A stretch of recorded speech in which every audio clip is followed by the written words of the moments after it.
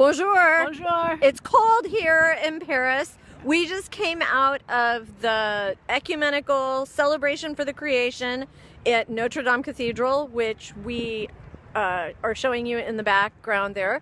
And we're now excited that you're joining us via video for climate vigils in the state of Texas. Everyone we've talked to at COP has told us that it's so important what you're doing, and that they are so excited that faith communities in Texas and around the world are supporting the COP's negotiations and advocating for a strong decision here. We're hoping that you enjoy this video. We're going to go get warm, and we will be at the end of the video to tell you next steps. People often say, well, why should I care about climate change? Isn't it just about what's happening up in the Arctic with the polar bears, or maybe on some low-lying islands in the South Pacific? If I'm from Texas, why should I care? We care about climate change because it's affecting us in ways that matter. It's affecting our health, our agriculture, our economy, and most of all, it's affecting people who don't have the resources to prepare for a changing climate. So as a scientist, I recognize that climate is changing and it's having a real impact on us. But as a Christian, I care about it even more. Because if we believe that God created this planet, that God gave us the responsibility to care for it, and that we are to express God's love to others, especially people who don't have the resources we do, then that gives us every reason in the world to care about climate change. This is a critical moment. And this afternoon I was listening to in a side event with the people in the island, the Pacific. They were from French island, and they said, why this government of France doesn't care about what is going on in our islands. So it's about survival for us. So, and we can feel, Maldives said the same. So that's why it's a very critical moment, and civil society more and more has to be involved in. I think it's a very important, because we are, like Pope Francis said, it's like a suicide. It's a survival of our humanity. So, no, unfortunately, this critical situation, I think, make people more and more feel that we need to be together, to come together to address this big issue. So I think it's very important, and that the Christians, the faith-based organization, everybody, faith or not faith, no problem, but everybody has to come together. And I am so happy here to see people from the indigenous country, indigenous people coming here and dressed like they are, just to see, to make people be aware of their own culture, knowledge. And I think it's very important that everybody has his own space, room to speak. Well, my name is Blaney. I am 14 years old. I am from the Sliammon Nation. I'm an Indigenous rights activist. I am an ambassador for Native Children's Survival. I'm an environmentalist, bringing the Indigenous youth voice forward to participate in conversations about climate change and about what the future of humanity looks like. It's important that we have the Indigenous people here. It's important that we have the youth here to not just bear witness to the movements that we have created being taken from us, but actually involved in this conversation. But I think at the point in history that we're at, where we're at a place of extinction of not only the Indigenous cultures, but the fact that those Indigenous cultures are the defining ingredient of the Indigenous identity. So you have the extinction of those cultures, therefore the extinction of those communities, and because of natural resource extraction and just, destructive, perpetuating cycles of substance abuse and systemic racism, you have the extinction of those peoples. And I do like that at this point in history, as Indigenous people, we can come together and try and reclaim that culture and recognize the brotherhood between one another.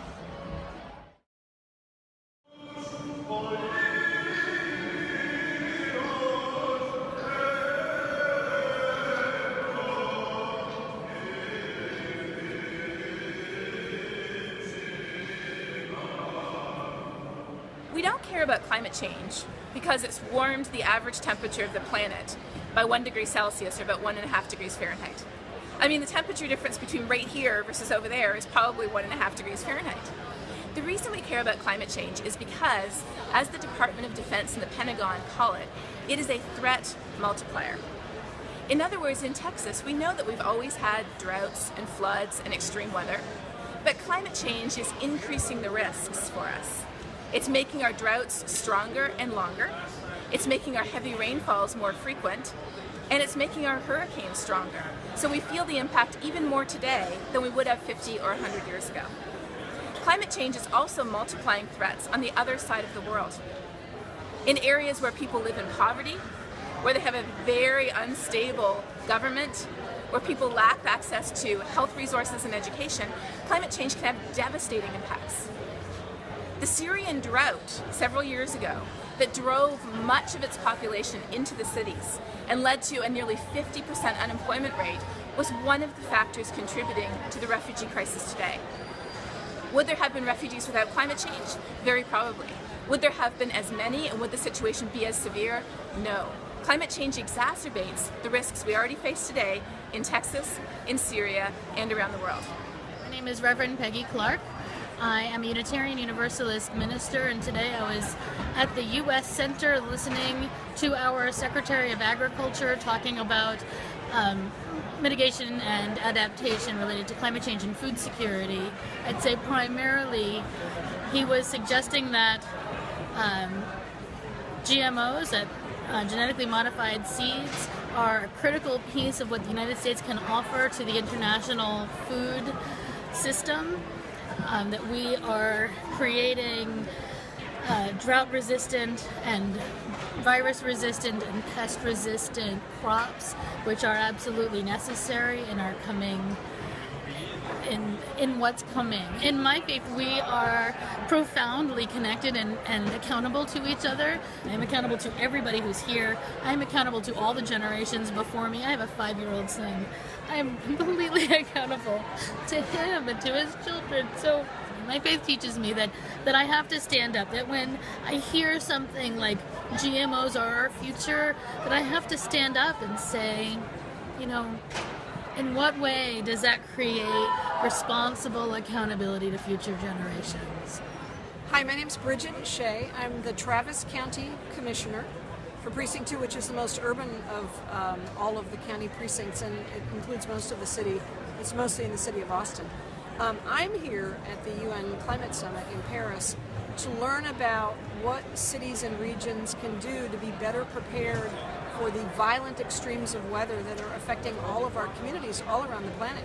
And there was just a recent national climate assessment done of all of the states, and Texas was identified as the second worst state in terms of being affected by the extremes of climate and being unprepared for it. So I think we have a duty. That's why I'm here, and I'm learning from cities from around the world that are way ahead of us on preparing.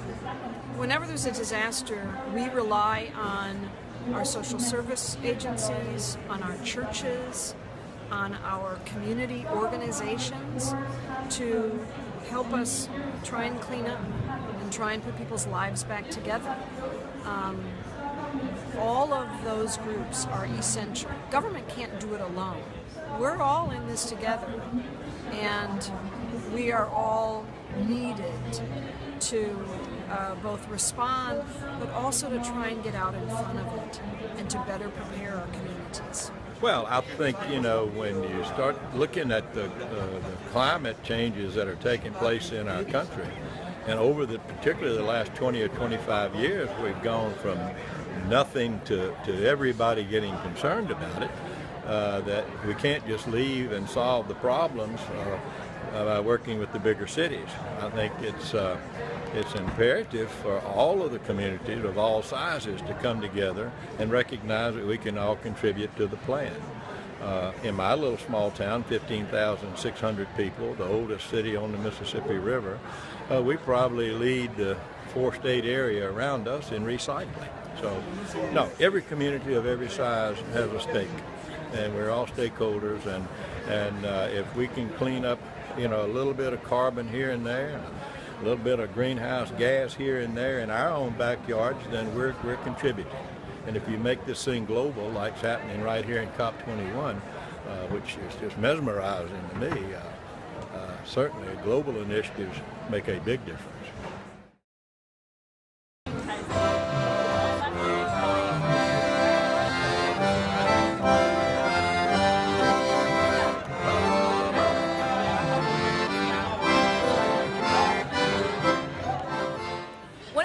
Things about climate change is the fact that there's no one silver bullet to fix the whole problem. We need a little bit of everything. We need our high-tech solutions, like the amazing LED light bulbs that you can get now at Lowe's or Home Depot, the shiny white wind turbines that are springing up all across West Texas, the electric cars that we can just plug in at the end of the day instead of going to the gas pump to fill them up. These are all part of the high-tech solutions that will lead us into a clean energy economy.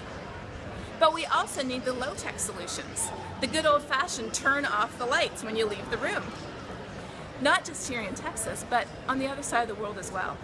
Because there's many people who live on $1 or $2 a day who don't have access to energy, clean water to drink, let alone education and healthcare. We need all the human ingenuity we can muster to fix this problem, because caring about climate change is caring about poverty, caring about hunger, caring about water shortages, and most of all, caring about people. Hello, I'm Bishop Marc Andrus from the Episcopal Diocese of California, which is the Bay Area. And I bring you greetings from Presiding Bishop Michael Curry.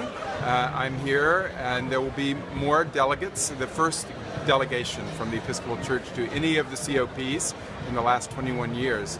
The Episcopal Church, as part of a global communion, as part of people on the earth, are standing with the earth in this moment of great crisis and great possibility. When you're in church this weekend, coming up 2 days from now on Sunday, if you would pray for specifically the places where you live, that is the vulnerable people in your own communities, and the land and the life that is around you.